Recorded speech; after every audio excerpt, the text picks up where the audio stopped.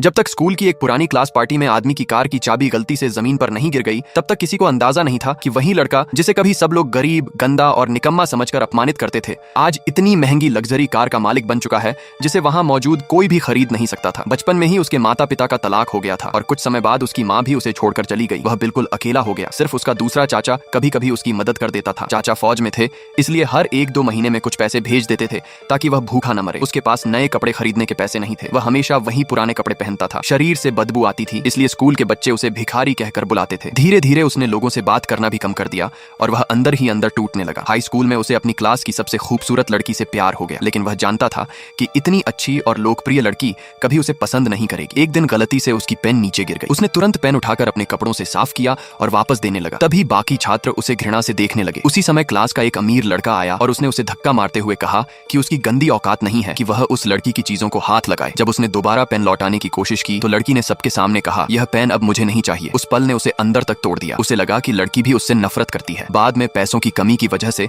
वह कॉलेज नहीं जा सका और मजदूरी करने लगा, लेकिन उसने उस लड़की की पेन कभी नहीं फेंकी। उसी दिन उसने ठान लिया था कि वह एक दिन सफल बनकर दिखाएगा। फिर एक दिन उसके सामने सड़क पर एक कार दुर्घटना हो गई। उसने तुरंत दौड़कर लोगों की जान बचाई और पुलिस को फोन किया। अगले दिन कार मालिक ने उसकी बहादुरी के बदले उसे 10 लाख रुपए इनाम में दिए। उस समय इतनी बड़ी रकम बहुत मायने रखती थी। उसे समझ नहीं आया कि इतने पैसों का क्या करे, इसलिए उसने सारे पैसे अपने फौज से रिटायर होकर लौटे चाचा को दे दिए। चाचा ने उन पैसों से कपड़ों का व्यवसाय शुरू किया। कुछ ही सालों में उनका कारोबार बहुत बड़ा हो गया और वह खुद भी उस कंपनी का बड़ा हिस्सेदार बन गया। एक दिन फैक्ट्री में उसे वही पुरानी क्लास की लड़की नौकरी के इंटरव्यू के लिए आती दिखाई दी। वह उससे बात करना चाहता था, लेकिन लड़की इंटरव्यू में चयन न होने की वजह से रोते हुए बाहर चली गई। वह उसके पीछे जाना चाहता था, लेकिन उसे वही पुराना अपमान याद आ गया और वह रुक गया। तभी उसके फोन पर पुराने सहपाठियों की ओर से क्लास रीयूनियन का निमंत्रण आया। उसने सोचा कि इसी बहाने वह लड़की की पेन वापस कर देगा। पार्टी वाले दिन क्लास का वही अमीर लड़का अपनी नई कार दिखाकर सबके सामने शेख ही बघार रहा था। तभी वहां एक उससे भी ज्यादा महंगी लग्जरी कार आकर रुकी। सारे लोग हैरान होकर कार के पास जमा हो गए, लेकिन कार के काले शीशों की वजह से कोई अंदर बैठे आदमी को नहीं देख पा रहा था। अमीर लड़का कई बार आवाज लगाता रहा, लेकिन जब अंदर से कोई जवाब नहीं आया तो वह बाकी लोगों के साथ होटल के अंदर चला गया।